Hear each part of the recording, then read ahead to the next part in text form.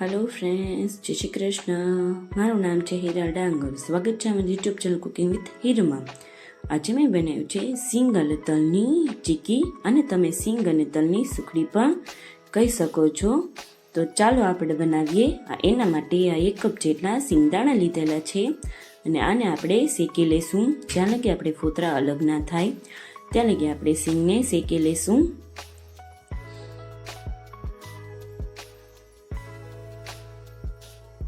સિંગ ને આપણે સરસ રીતે શેકાવા દેવાની છે। સિંગ આપણે સરસ રીતે શેકાઈ ગઈ છે। તમારે આને ચેક પણ કરી લેવાની। તમે જોઈ શકો છો કે એકદમ દાણા સરસ રીતે નીકળી જાય છે ફોતરા। હવે આપણે આને એક પ્લેટની અંદર કાઢી લઈશું અને બધા થોડાક દાણા ઠંડા થાય એટલે બધા ફોતરા ઉતારી લઈશું। હવે 1 કપ જેટલા તલ લીધેલા છે। તલને પણ આપણે એચ પેનની અંદર નાખશું અને તલને પણ આપણે શેકી લેશું। તલને આપણે જાજી વાર નહીં શેકાવા દઈએ, 1 જ મિનિટ શેકાવા દેશું। તેટલી વારમાં તલ આપણા સરસ રીતે શેકાઈ જશે। જો વધુ શેકાઈ જશે તો તલનો કલર ચેન્જ થઈ જશે અને સુખડીની અંદર જ્યારે તમે ખાશો તો તલ આપને કડવા લાગશે। એટલે તલને આપણે જાજી વાર નથી શેકાવા દેવાના। તમે જોઈ શકો છો કે માંડવીના બધા ફોતરા નીકળી ગયા છે। હવે આપણે આને એક મિક્સર જારની અંદર નાખીને ક્રશ કરી લઈશું। એકદમ પાવડર નહીં કરીએ, અધકચરો જે રીતે ક્રશ થાય એ રીતે આપણે આને ક્રશ કરવાનું છે। એક બાઉલની અંદર અલગ કાઢી લઈશું। એ જ રીતે આપણે તલને પણ ક્રશ કરી લઈશું। સરસ રીતે એ જ પાવડરની અંદર આપણે આને મિક્સ કરી દઈશું। તલને ક્રશ કરવામાં આપણે 1 થી 2 વાર પલ્સ કરીને ક્રશ કરશું। બધું તલને ક્રશ નહીં કરીએ, સરસ રીતે મિક્સ કરી દઈશું। હવે આપણે આની પાઈ લઈ લઈશું। એના માટે ઘી લીધું છે 2 ચમચી જેટલું।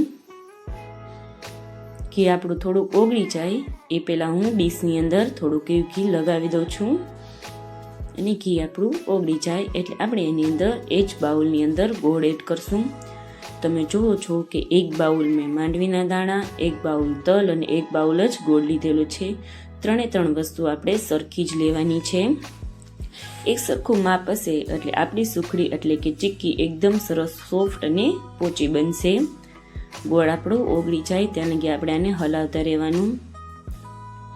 તમે જોઈ શકો છો કે સરસ રીતે ગોળ આપણો ઓગળી ગયો છે। આપણે આની એકદમ આકરી પાઈ નથી લેવાની, ખાલી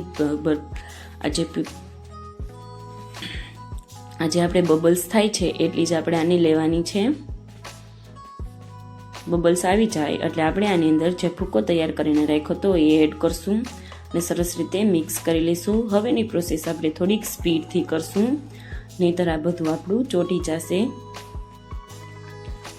સરસ રીતે મિક્સ કરી લેવાનું અને આને આપણે હવે ગેસ ઉપર રાખવાની જરૂર નથી, એટલે ગેસ હું બંધ કરી દઉં છું અને નીચે ઉતારીને ફટોફટથી જે પ્લેટની અંદર ઘી લગાવીને રાખ્યું હતું એની અંદર નાખીને આવી રીતે સરસ રીતે પાથરી લેશું।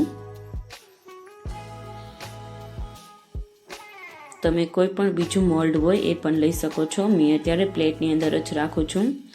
હવે આપણે આને અડધી કલાક માટે ઠરવા દેશું। 5 મિનિટ થાય પછી આપણે આના કાપા પાડી લેશું। એકદમ ઠરવા નહીં દઈએ, નહીતર પછી આપણે આની આવી રીતે પીસીસ નહીં પાડી શકીએ। પીસ પડી જાય પછી આપણે આને અડધી કલાક માટે ઠરવા દેશું। પણ હું સાવ ઠરવા નહીં દઉં, થોડુંક જ ગરમ હશે ત્યારે હું આનાથી અનમોલ્ડ કરી લઈશ, એટલે કે થાળીમાંથી બહાર કાઢી લઈશ। તમે જોઈ શકો છો કે થોડુંક ઠરી ગયું છે। હવે આપણે આને થાળીમાંથી બહાર કાઢી લઈશું। તમે જોઈ શકો છો કે એકદમ સરસ અને સોફ્ટ આપણી સુખડી બની છે। હું તમને તોડીને પણ બતાવીશ। થોડીક સુખડી ગરમ છે પણ ઠરી જશે એટલે એકદમ સોફ્ટ થઈ જશે। હવે આપણે આને પ્લેટિંગ કરી લઈશું।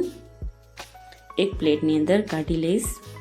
જો તમને મારી રેસીપી પસંદ આવતી હોય તો મારી ચેનલને લાઈક કરજો, શેર કરજો, સબસ્ક્રાઈબ કરજો અને બેલ આઇકન દબાવવાનું ના ભૂલતા કે જેથી કરીને નવા વિડીયો નોટિફિકેશન મળતી રહે। Bye bye.